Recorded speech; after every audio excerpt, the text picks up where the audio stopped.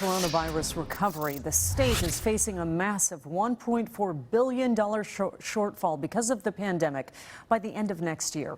And that is leading some people to not get raises, others face furlough. KIRO 7's Essex Porter is live at the Capitol in Olympia, and the governor made clear there was no other option. Essex. In fact, the governor says he's already used his veto pen here at the Capitol and vetoed $450 million in new programs that were supposed to take effect on the 1st of July, and now state employees have to sacrifice. Almost every state worker will be affected by the governor's salary savings as he faces nearly $9 billion in lost revenue over the next 3 years. This was a very significant decision to reduce by tens of millions of dollars that we can do today, which is not an easy decision for people who, you're affecting their take-home pay by the millions of dollars. Governor Inslee has canceled some 3% pay raises that were scheduled to take effect on July 1st. They're canceled for management and exempt employees earning more than $53,000 a year. 5,600 people will be affected, but union and classified employees are not affected. Also in July, most all state employees will be required to take 4 unpaid furlough days, 1 per week.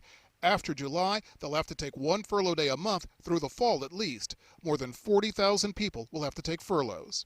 Again, I think that that's the wrong approach to continue to look at the people who, through all of this, have been day in and day out doing incredible work for the citizens of this state. And to, again, hurt them in the pocketbook is, again, you asked about fairness, is simply not fair. But with the state under pressure to process a huge backlog of unemployment claims, we asked the governor if those workers will have to take furloughs. No, there are certain agencies that are so stressed that we have to maintain that in employment security and some of the health department issues. Some of these matters, we simply have to have this work done on an emergency basis. So those are 2 places we'll continue and should not adversely affect what we're doing.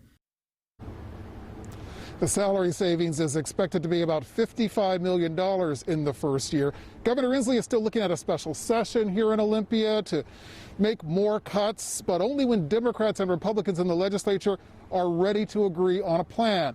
We're putting together what the governor says about higher taxes, perhaps as part of that plan, for our newscast at 6. For now, reporting live in Olympia, Essex Porter, KIRO 7 News.